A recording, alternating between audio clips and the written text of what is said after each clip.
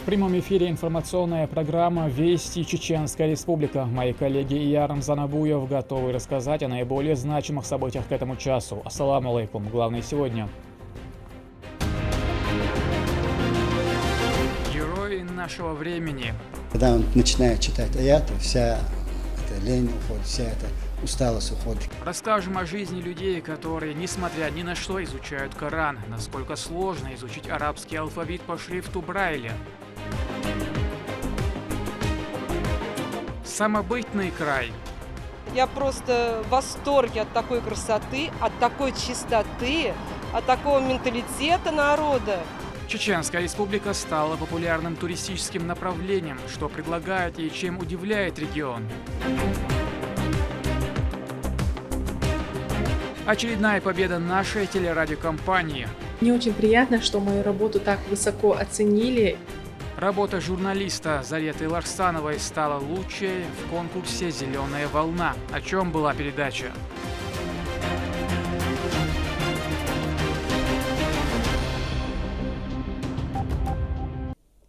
Реализацию региональных проектов и государственных программ обсудили на совещании под председательством премьер-министра Муслима Хучиева. Чеченская республика в рейтинге субъектов страны по уровню достижения нацпроектов занимает 11 место, а в СКФО – 2. В этом году в рамках реализации проектов и программ запланированы мероприятия по строительству, приобретению, капитальному ремонту, благоустройству 421 объекта. Это учреждения здравоохранения, образования, культуры и спорта. Как отметили спикеры, риски недостижения установленных значений, результатов и показателей отсутствуют. Муслим Хучиев подчеркнул, что до конца года необходимо обеспечить не только кассовое освоение средств, но и завершить работы, необходимые для достижения контрольных точек. По итогам совещания было поручено реализовать все мероприятия качественно и в срок. В Санкт-Петербурге проходит саммит «Россия-Африка». На пленарном заседании экономического и гуманитарного форума выступил президент страны. Его девиз «Технологии и безопасность во имя суверенного развития на благо человека». На саммите находится и делегация Чеченской республики во главе с начальником департамента дошкольного образования мэрии Грозного Хадижат Кадыровой. Запланирована большая программа. Она уже встретилась с премьер-министром Гвинейской республики Бернаром Гуму. Репортаж Турпалали Тайсумова.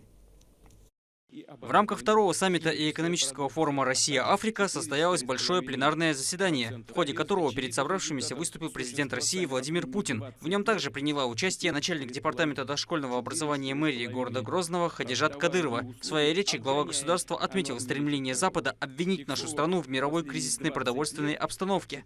Страны Запада чинят препятствия поставкам нашего зерна и удобрений, а с другой – я скажу прямо, лицемерно обвиняют нас в сложившейся кризисной ситуации на мировом продовольственном рынке. Этот подход особо четко проявился при реализации так называемой зерновой сделки, заключенной при участии секретариата ООН и изначально нацеленной на обеспечение глобальной продовольственной безопасности, снижение угроз голода и помощь беднейшим странам, в том числе в Африке. Однако за почти год в рамках этой так называемой сделки из Украины было экспортировано в общей сложности 32,8 миллиона тонн грузов, из которых более 70%, уважаемые друзья, поступили в страны с высоким и выше среднего уровня доходов, включая и прежде всего, имея в виду Евросоюз. Тогда как на долю таких стран, как Эфиопия, Судан, Сомали и ряда других пришлось, прошу внимания, менее 3% от общего объема. Меньше миллиона тонн. Россия пошла на участие в этой так называемой сделке, в том числе с учетом содержавшихся в ней обязательств о том, что будут сняты нелегитимные препятствия для поставок на мировые рынки нашего зерна и удобрений. Ни одно из условий сделки выполнено не было. Ни одно. Препятствия чинились и для безвозмездной передачи нам минеральных удобрений нуждающимся беднейшим странам. Из 262 тысяч тонн таких удобрений, заблокированных в европейских портах, удалось отправить всего 2 партии, 20 тысяч тонн всего, в Малави и 34 тысячи тонн в Кению. Остальное осталось в руках европейцев.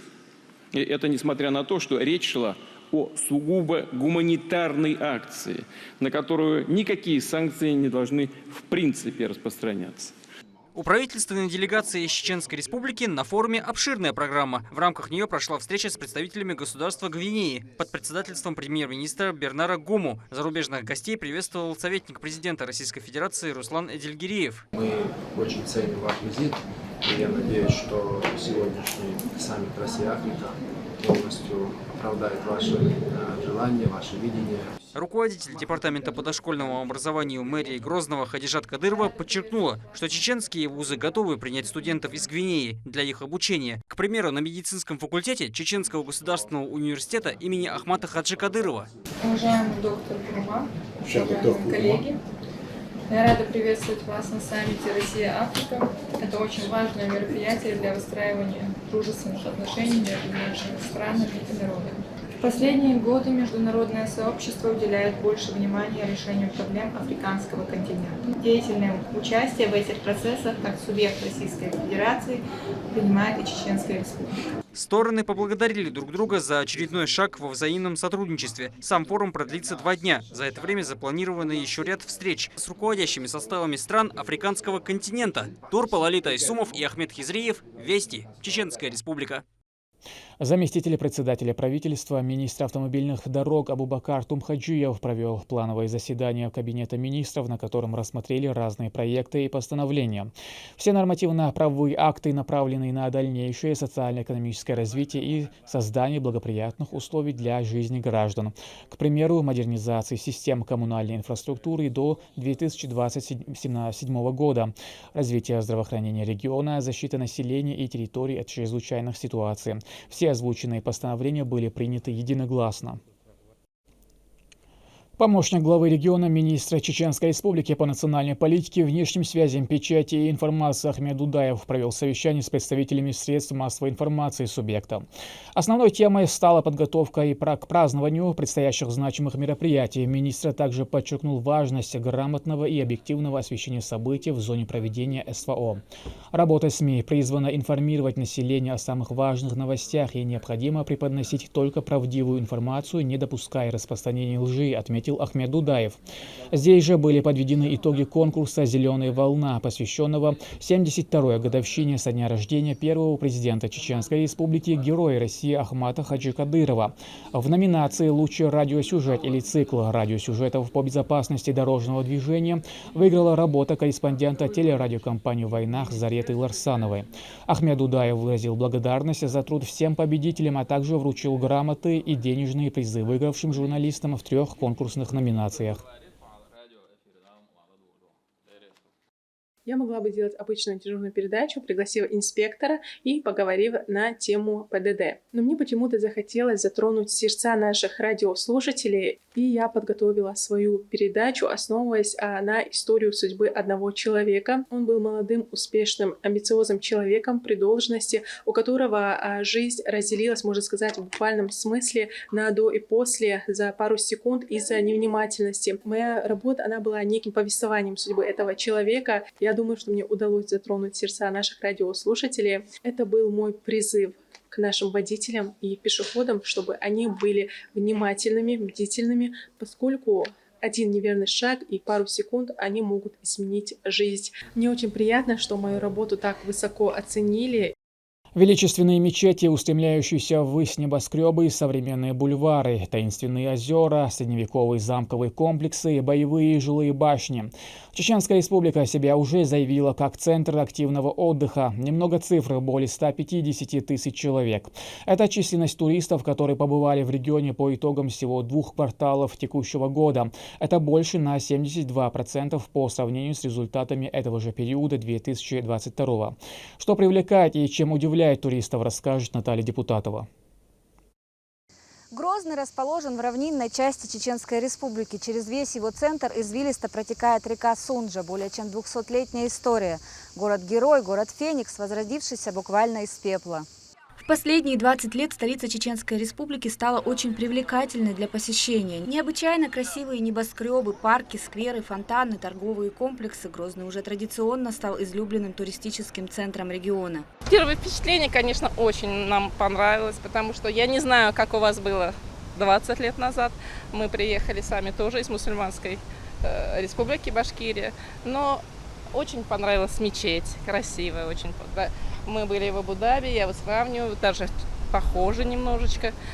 Красивое, все так чисто, люди вежливые, все так профессионально, быстрый рост республики отмечается. Очень понравилось, совсем другая культура, другая национальность, другой дресс-код. Мне очень понравилось, как вы входите.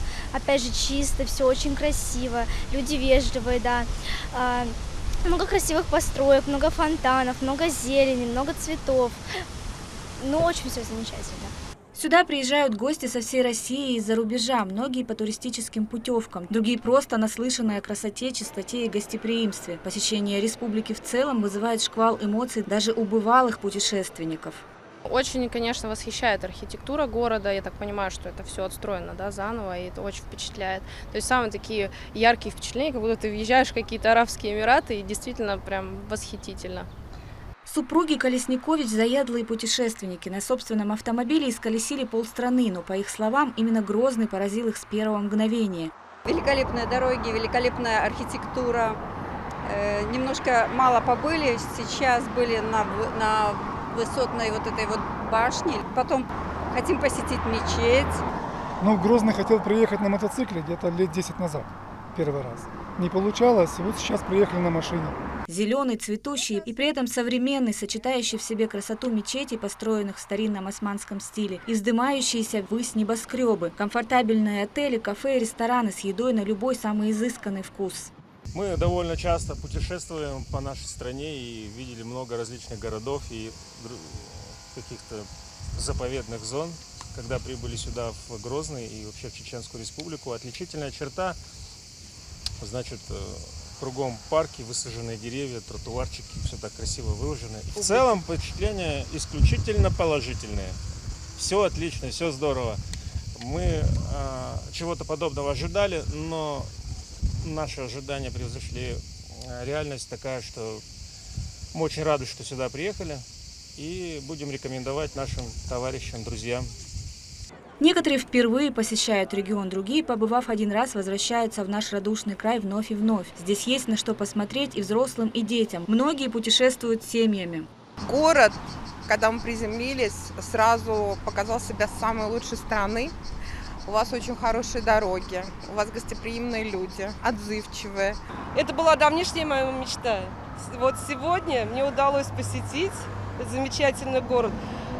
Сказать, что я удивлена, это ничего не сказать. Я просто в восторге от такой красоты, от такой чистоты, от такого менталитета народа.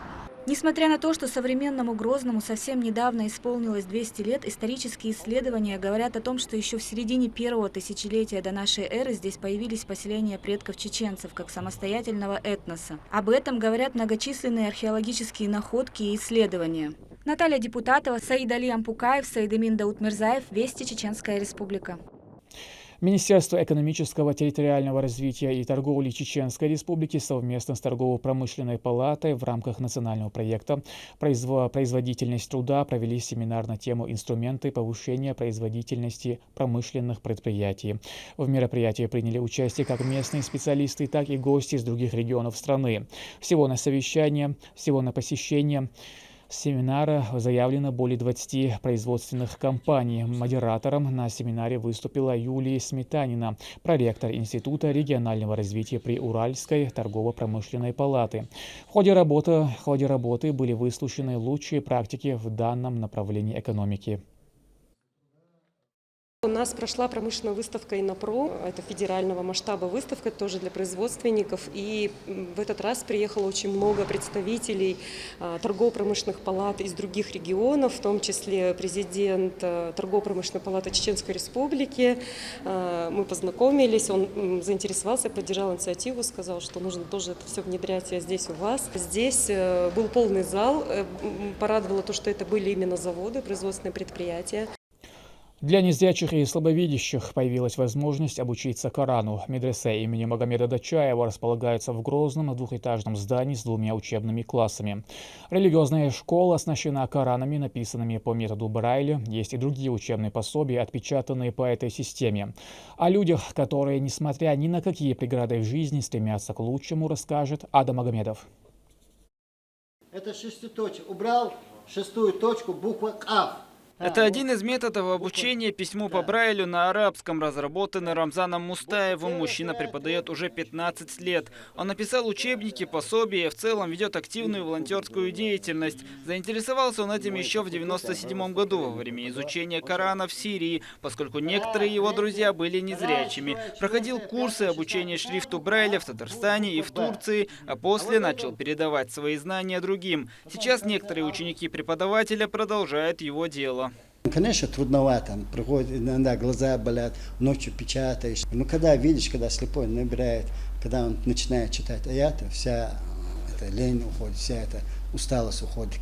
На уроках Рамзан ходит в желтом, ведь это последний цвет спектра, который воспринимает человек, теряющий зрение. У него 5 групп, в каждой из которых 4-5 человек. Издания привезены из Иордании, Турции и Саудовской Аравии. Самое главное – разработать чувствительность на подушечках пальцев. Те, у кого она слабая, учат все наизусть. Расул – один из учеников Рамзана, который обучается уже на протяжении 10 лет и в будущем планирует передавать свои знания другим. Любит ездить на велосипеде, много читает и ведет полноценный образ жизни.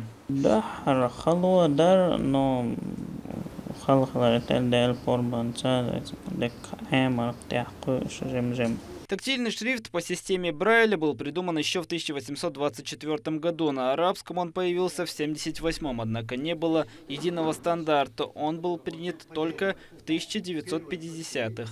Это подробное пособие арабского алфавита, написанного по Брайлю для зрячих, чтобы они могли преподавать. Здесь 6 точек, расположенных в 2 столбца. Каждая из точек обозначена цифрой, чтобы было легче запомнить. Уже при письме используется вот такая бумага, на которой прокалывают точки.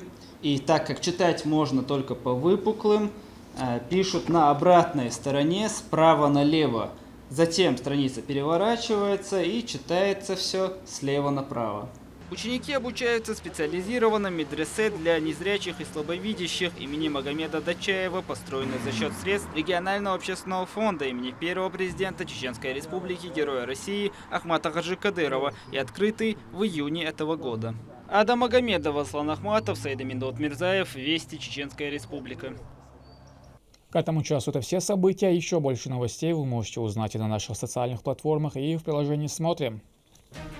С вами был Рамзан Абуев, и пусть в вашей жизни будут только хорошие вести.